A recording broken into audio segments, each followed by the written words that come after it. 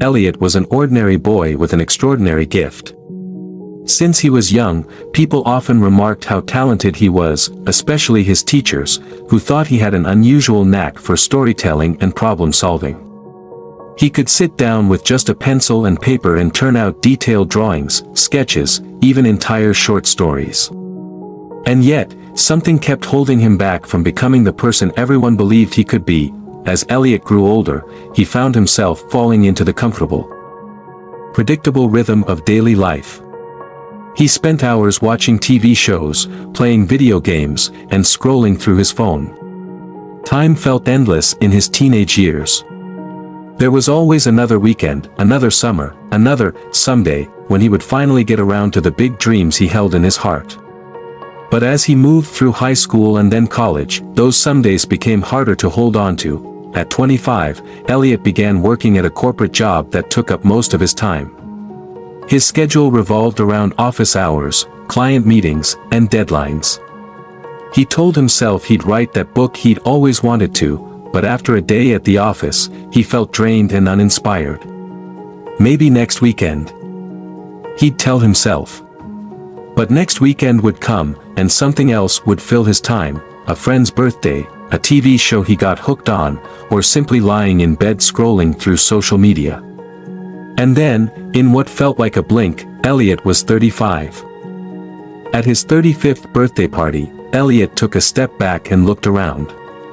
Many of his friends had settled into stable careers, bought houses, and even started families. He felt proud of them but was haunted by a gnawing feeling that he had been on autopilot for too long.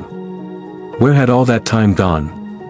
He had achieved little of what he had once dreamed, and his creative spirit felt like a distant memory. One day, Eliot came across a quote, "The trouble is, you think you have time." It was like a mirror held up to his life. For the first time, he realized he had been living as though life were endless. But now, with some clarity, he felt the urge to reclaim his time, to make the most of the days he had left. That very night, he picked up a notebook and a pen. He sketched out a rough plan. Every morning before work, he'd spend 30 minutes writing. Evenings, he'd swap TV for an hour of sketching.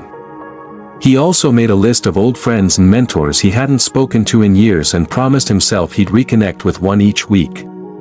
His plan wasn't grand or complicated, but it was a start. Months turned into years, and Eliot's life transformed. That half hour of writing each morning grew into hours on weekends, and soon he had a draft of his first novel.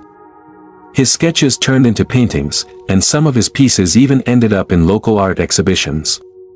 He reconnected with friends who reminded him of his old passion for creativity. And together, they collaborated on projects that brought fresh energy into his life. At 40, Eliot published his first novel. It wasn't a bestseller, but it didn't matter. It was his, a testament to his journey from drifting to finally steering his own ship. And in every conversation with others who felt like they'd wasted time, Eliot had one simple message: it's never too late to start. Every day counts. As years went on, Eliot continued writing, painting, and growing. He never became world famous, but that wasn't his goal. He had learned the value of each moment, of showing up for himself and his dreams. And he discovered that while time might slip away, it's never gone for good. He told everyone he met, "You might have wasted time before, but today's a chance to start fresh." Time waits for no one, but if you choose, you can make every day count.